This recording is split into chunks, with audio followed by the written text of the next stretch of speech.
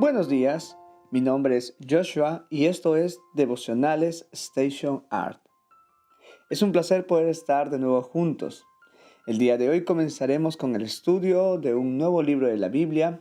Hablaremos acerca del libro de Hechos. Este libro es muy importante, ya que nos relata las primeras historias o relatos acerca del movimiento de la iglesia cristiana en sus comienzos. Cómo fue que ellos se encargaron de cumplir ese mandamiento y misión que Jesús les dejó al momento de su partida. Así que vamos a comenzar con este estudio, no sin antes recordar cómo realizamos nuestros estudios en los devocionales Station Art.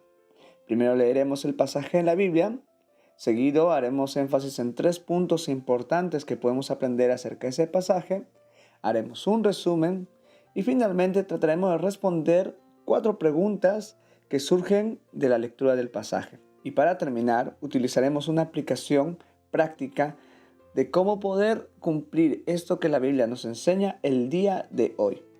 Así que sin más, vamos a comenzar. Antes, una oración a nuestro Dios.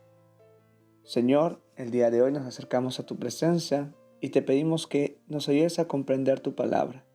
Abre nuestro entendimiento, que nuestros ojos puedan ver las verdades que están ocultas en tu palabra. Acompáñanos el día de hoy. Oramos en el nombre de Jesús. Amén. Comenzaremos con nuestro primer devocional en el pasaje de Hechos 1, del 1 al 5. Leamos, dice: Estimado Teófilo, en mi primer libro me refería a todo lo que Jesús comenzó a hacer y enseñar hasta el día en que fue llevado al cielo, luego de darles instrucciones por medio del Espíritu Santo a los apóstoles que había escogido. Después de padecer la muerte, se les presentó dándoles muchas pruebas convincentes de que estaba vivo. Durante 40 días se les apareció y les habló acerca del reino de Dios.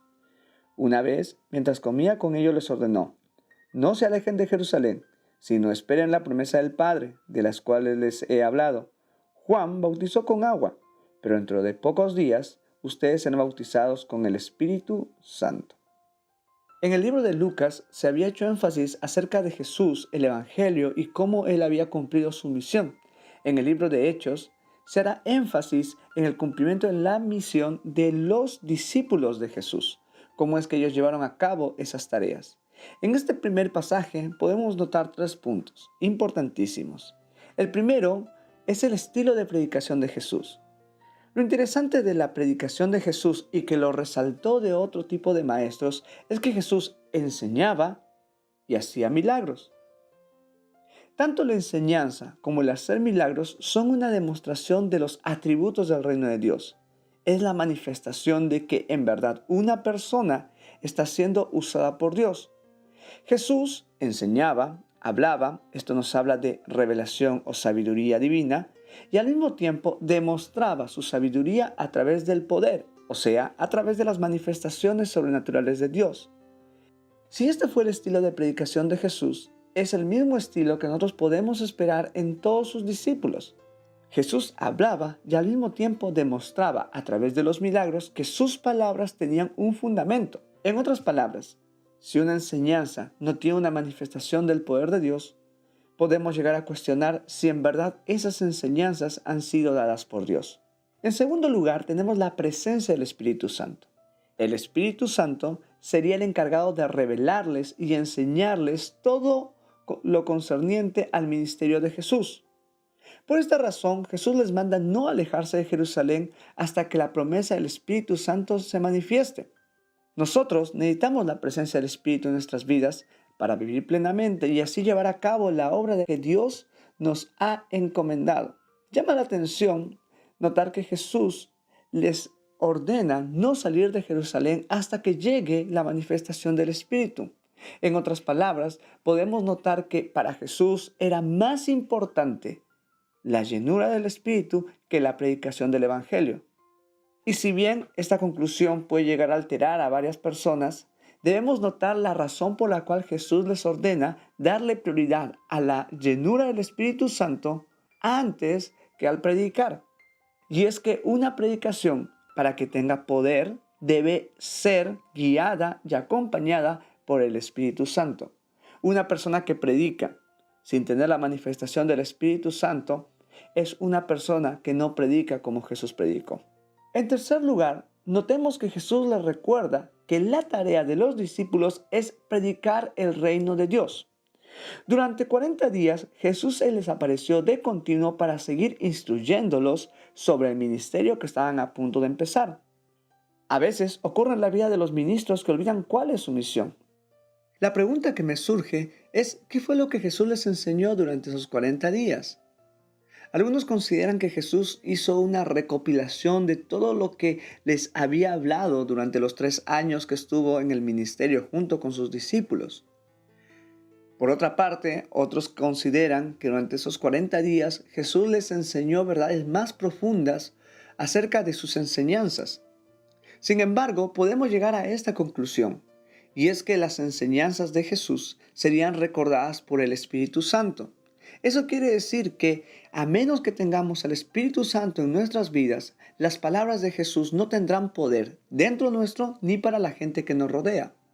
El predicar el reino de Dios tiene como fundamento la presencia del Espíritu Santo.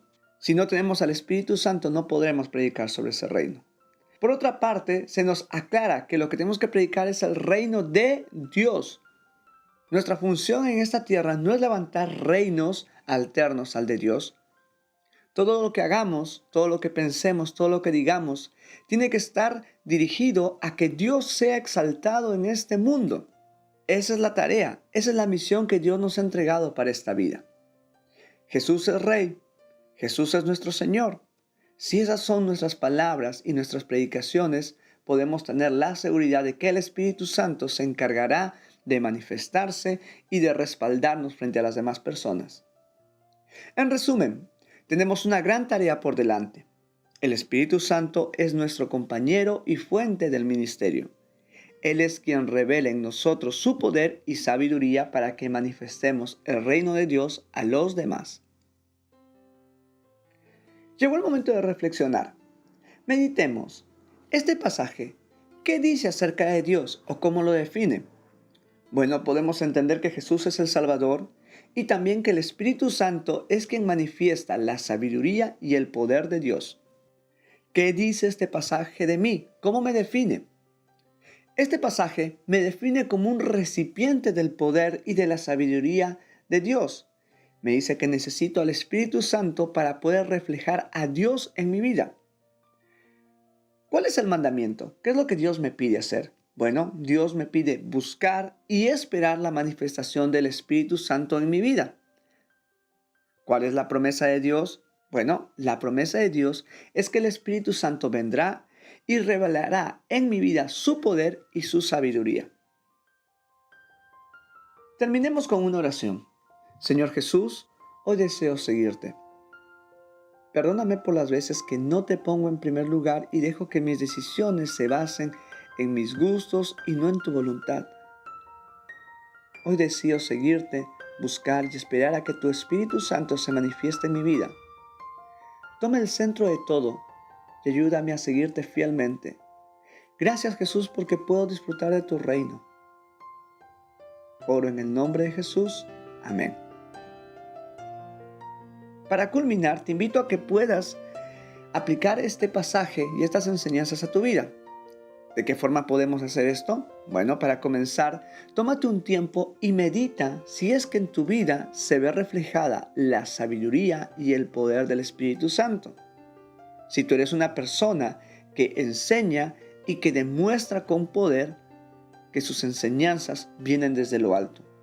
Si no es así, pues es el momento para que puedas acercarte a Dios y pedirle que su revelación y su poder sea manifiesto en tu vida.